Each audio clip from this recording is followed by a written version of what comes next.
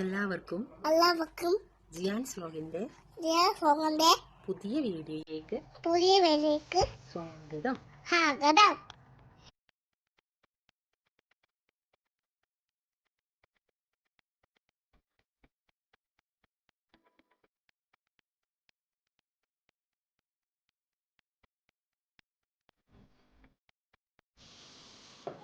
Hi hello, എല്ലാവർക്കും ജിയാൻസ് വ്ലോഗിൻ്റെ പുതിയ വീഡിയോയിലേക്ക് സ്വാഗതം. അപ്പോൾ നിങ്ങൾ വിചാരിക്കുന്നുണ്ടാവും ജിയൂട്ടൻ നല്ലൊരു ഇൻട്രോ തന്നതാണല്ലോ, പിന്നെ ഇവളെന്തിനാ ആദ്യം ഒരു സ്വാഗതം പറഞ്ഞ് ഈ പാത്രം കൊണ്ട് എങ്ങോട്ടേക്കായി പോകുന്നതെന്ന്. എങ്ങനെ നോക്കിയിട്ടും ആ ഒരു സംഭവം ഇല്ലാണ്ട് വീഡിയോക്ക് ഒരു തുടക്കം കിട്ടുന്നില്ല, അതുകൊണ്ടാണ് കേട്ടോ. പിന്നെ ഈ പാത്രത്തിലെ വെള്ളം എന്ന് പറയുന്നത് അതാണ് ഇന്നത്തെ വീഡിയോ എന്ന് പറയുന്നത്. അപ്പോൾ നമുക്ക് നമ്മുടെ പരിപാടി എന്താണെന്ന് നമുക്ക് നോക്കാം. തമ്പനയിൽ കണ്ടപ്പോൾ തന്നെ നിങ്ങൾക്ക് മനസ്സിലായിട്ടുണ്ടാവും ഇന്നത്തെ വീഡിയോ അച്ചാറാക്കുന്ന വീഡിയോ ആണെന്നുള്ളത്. ഇത് നല്ല ചെറുനാരങ്ങയാണ്. ഞാൻ അന്ന് പറഞ്ഞിട്ടുണ്ടായി, മുന്നൊരു വീഡിയോയിൽ ഞാൻ പറഞ്ഞിട്ടുണ്ടായി, അല്ലവീർ മാർക്കറ്റിൽ പോയിട്ട് കുറേ പച്ചക്കറികൾ ചെറിയ പൈസക്ക് നമുക്ക് കിട്ടിയിട്ടുണ്ട് എന്നുള്ളത്. അതുപോലെ നമുക്ക് കിട്ടിയൊരു സാധനമാണ് ഈ ചെറുനാരങ്ങ. ഫ്രിഡ്ജിൽ നിന്ന് നാരങ്ങ എടുക്കുന്ന കണ്ടിട്ട് ജിയാൻ എന്നോട് പറയാന്ന്, അമ്മേ അത് തണുപ്പാണ്, കുടിച്ചുകൂടാന്ന്. നാരങ്ങ വെള്ളമാക്കാൻ പോകുന്നെന്ന് വിചാരിച്ചിട്ടാണ് കേട്ടാ. വെള്ളത്തിൽ കലക്കാനല്ല മോനെ, ഇത് അച്ചാറിടാനാണെന്ന് അറിഞ്ഞപ്പോൾ ഓന് സമാധാനായി. അപ്പോൾ അത് ഞാനൊരു പാത്രത്തിലേക്ക് ഇട്ടിട്ടുണ്ട് കഴുകാൻ വേണ്ടിയിട്ട്. അത് ഫ്രിഡ്ജിൽ വെച്ചത് കൊണ്ടാണ് കേട്ടോ ഇങ്ങനെ ഉണങ്ങിയ പോലെ. ബാക്കിയുള്ളത് ഞാൻ കെട്ടി വെക്കുന്നുണ്ട്. നമുക്ക് അത്യാവശ്യത്തിന് ഒരു വെള്ളമെല്ലാക്കി കുടിക്കണമെങ്കിൽ എടുക്കാമല്ലോ എന്ന് വിചാരിച്ചിട്ട് ബാക്കിയുള്ളത് ഞാൻ കെട്ടി വെച്ചിട്ടുണ്ട്.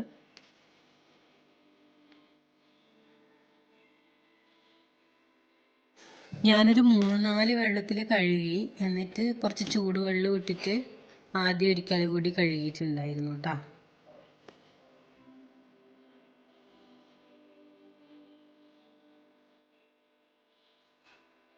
ഇപ്പം മനസ്സിലായില്ലേ ഞാൻ എന്തിനാണ് അടുപ്പത്ത് വെള്ളം വെച്ചിട്ടുണ്ടായിരുന്നെന്ന്? നാരങ്ങയൊന്ന് പുഴുങ്ങിയെടുക്കാൻ വേണ്ടിയിട്ടാണ് കേട്ടോ. അതിൻ്റെ കയ്പ്പെല്ലാം പോയി കിട്ടാൻ വേണ്ടിയിട്ടാണ് ഞാൻ ഇങ്ങനെയാണ് ചെയ്യല്. പക്ഷെ ചിലർ ഇഡ്ഡലി ചെമ്പില്ലേ അതിൽ വെച്ചിട്ട് ആവി കയറ്റിയിട്ട് പുഴുങ്ങിയെടുക്കാറുണ്ട്.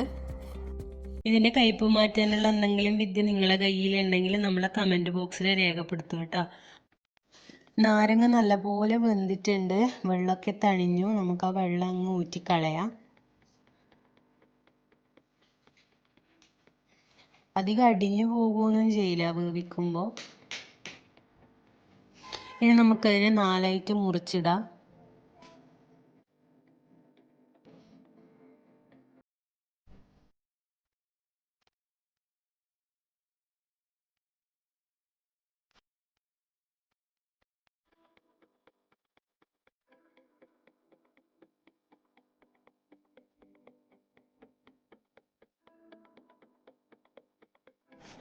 ഈ സമയത്താണ് എവിടെയെങ്കിലും മുറിവുണ്ടെങ്കിൽ നമ്മൾ അറിയാട്ടോ. നല്ല പുകച്ചിലുണ്ടാവും. എൻ്റെ കൈൻ്റെ വിരലിന് ഒരു മുറിവുണ്ടായിനി, നല്ല പുകച്ചിലുണ്ടായിനി. അപ്പം നമ്മളെല്ലാ നാരങ്ങയും മുറിച്ചിട്ട് ഇട്ടിട്ടുണ്ട് ഇങ്ങനെ. ഇനി നമുക്ക് ഇതിന് കുറച്ച് മേക്കപ്പ് എല്ലാം ഇട്ട് സെറ്റാക്കി വെക്കാം. കുറച്ച് ഉപ്പ് ഇടുക. ഉപ്പ് എന്ന് വെച്ചാൽ നമുക്ക് ആവശ്യത്തിന് ആദ്യം നമുക്ക് ഇട്ട് നോക്കുക. കാരണം ഒരുപാടായി കഴിഞ്ഞാൽ വല്ലാണ്ട് ഇതിൻ്റെ നാരങ്ങക്ക് വല്ലാണ്ട് ഉപ്പ് കടിക്കും. അപ്പോൾ കുറച്ച് നമുക്ക് ഉപ്പിട്ട് കൊടുക്കാം. പിന്നെ കുറച്ച് മഞ്ഞൾപ്പൊടി ഇടുക. കൃത്യമായിട്ടൊരു കണക്കൊന്നും ഞാൻ പറയുന്നില്ല. ആദ്യം ഞാനെല്ലാം കുറച്ചാണ് ആഡ് ചെയ്ത് കൊടുക്കുന്നത്. പിന്നെ കുറച്ച് പറങ്കിപ്പൊടി ഇട്ട് കൊടുത്തു, അതായത് മല്ലിപ്പൊടി. പിന്നെ കുറച്ച് അച്ചാർപ്പൊടി ഇട്ടു. നമ്മൾ നെല്ലറയുടെ അച്ചാർപ്പൊടിയാണ് ഇവിടെ ഉപയോഗിക്കുന്നത് കേട്ടോ.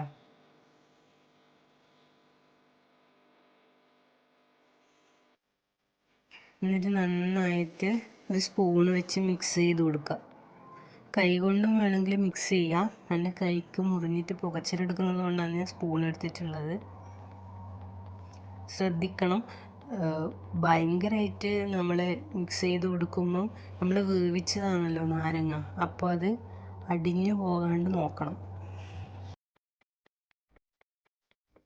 അയ്യോ, കാണുമ്പോൾ തന്നെ വായിൽ പുളി ഇങ്ങനെ വരുന്നു. അപ്പോൾ നന്നായിട്ട് മിക്സ് ചെയ്തിട്ടുണ്ട്. ഇനി നമുക്കിത് കുറച്ച് നേരം അടച്ചു വെക്കാം. അതായത് ഇനി ആ ഉപ്പും അതിൻ്റെ ആ എരിവെല്ലാം അങ്ങ് പിടിക്കട്ടെ. ഇനി അതിൻ്റെ വറവിലേക്കുള്ള സാധനങ്ങൾ നോക്കാം. ഒരു മീഡിയം സൈസ് ഇഞ്ചി എടുത്തിട്ടുണ്ട്, 2 വെളുത്തുള്ളി എടുത്തിട്ടുണ്ട്, 3 പച്ചമുളക് എടുത്തിട്ടുണ്ട്, കറിവേപ്പില എടുത്തിട്ടുണ്ട്. പച്ചമുളക് എൻ്റെ കയ്യിൽ വേറെ ഉണ്ടായിട്ടില്ല, അതുകൊണ്ടാണ് കേട്ടോ അത് എടുത്തിട്ടുള്ളത്. ഇനി നമുക്കൊന്ന് റെഡിയാക്കിയിട്ട് എടുക്കാം. വറവിലേക്കുള്ള കഷ്ണങ്ങളെല്ലാം ആക്കിയിട്ടുണ്ട്. ഒരു പാത്രം എടുക്കുക, എന്നിട്ട് അടുപ്പത്ത് വെക്കുക. നമുക്കിതിലേക്ക് കുറച്ച് വെളിച്ചെണ്ണ ഒഴിക്കണം. പാത്രം നന്നായി ചൂടായിട്ടുണ്ട്. സാധാ വെളിച്ചെണ്ണ തന്നെയാണ് ഞാൻ ഒഴിക്കുന്നത്, അല്ലാണ്ട് വേറെ എള്ളെണ്ണയോ അങ്ങനെയൊന്നുമല്ല. എണ്ണ ചൂടായി കഴിഞ്ഞാൽ കുറച്ച് കടുക് ഇടുക, കുറച്ച് മുളക് ഇടുക. അതിൻ്റെ കൂടെ തന്നെ കുറച്ച് ഉലുവയില്ലേ, അതിടുക. ഉലുവ ഇടുമ്പം തന്നെ നല്ലൊരു മണം ഉണ്ടാകും. കരിയാണ്ട് നോക്കുക. എന്നിട്ട് മുറിച്ച് വെച്ചിട്ടുള്ള ഇഞ്ചിയും വെളുത്തുള്ളിയും അതുപോലെ തന്നെ കറിവേപ്പിലയും പച്ചമുളകെല്ലാം കൂടി അതിലേക്ക് ഇടുക. ഇത് നന്നായിട്ട് ഇളക്കി കൊടുക്കണം.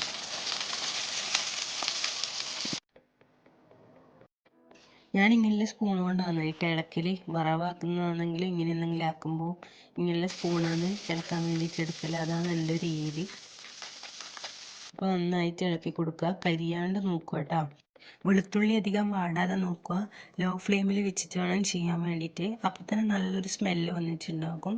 അതിലേക്ക് നമ്മൾ മുന്നേ മിക്സ് ചെയ്ത് വെച്ചിട്ടുണ്ടായ നാരങ്ങ ഉണ്ടല്ലോ, അതിൻ്റെ വെള്ളം നന്നായിട്ട് ഊറി വന്നിട്ടുണ്ടാകും. അതൊന്ന് മിക്സ് ചെയ്ത് കൊടുക്കുക വറവിലേക്ക്. എന്നിട്ട് നന്നായിട്ട് ഇളക്കുക.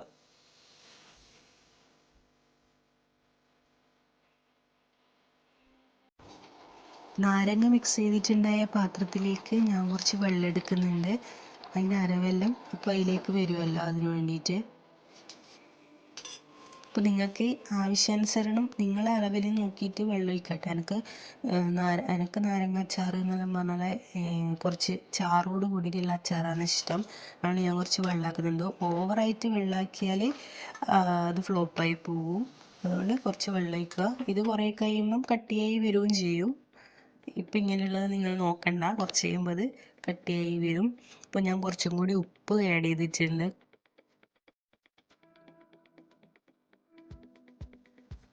കുറച്ചുകൂടി അച്ചാർ പൊടി ഇട്ട് കൊടുക്കുന്നുണ്ട്.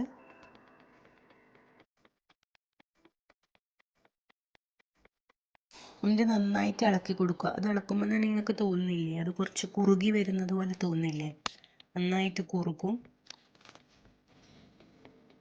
അടുത്തത് ഞാൻ ഇതിലേക്ക് ഇടുന്നത് ഒരു ചെറിയ കഷ്ണം വെല്ലമാണ്.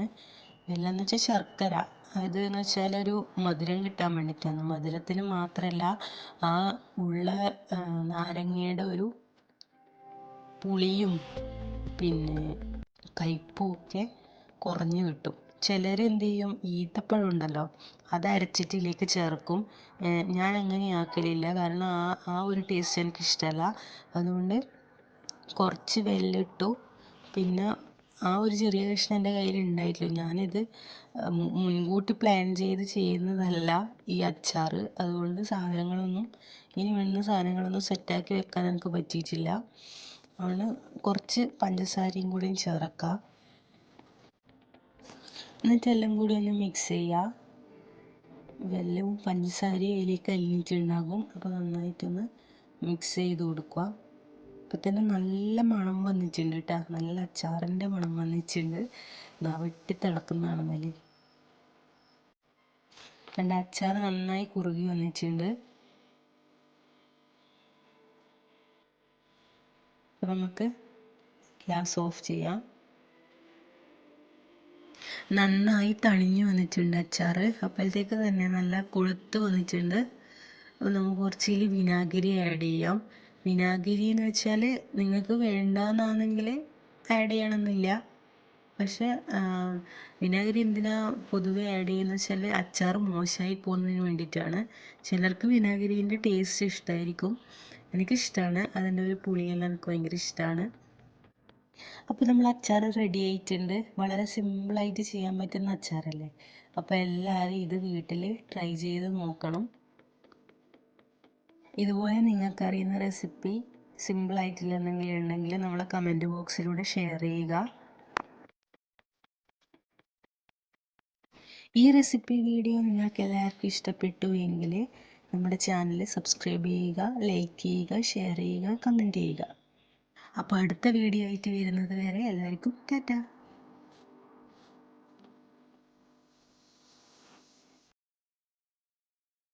A few moments later.